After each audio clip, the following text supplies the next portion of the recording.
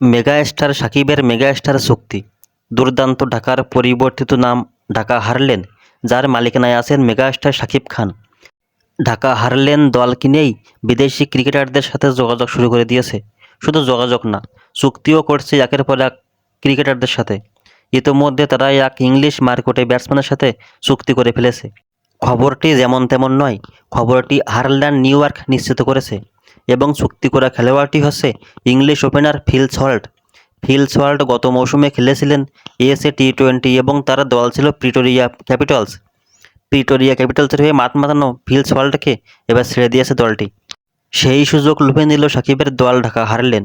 কেননা একই সময়ে 3-4টা টি-20 টুর্নামেন্ট হওয়ায় বিদেশি ক্রিকেটার পাওয়া নিয়ে সংশয় থাকে, তাই আগেভাগে দল গোছানোর চেষ্টা করছে ঢাকা হারলেন।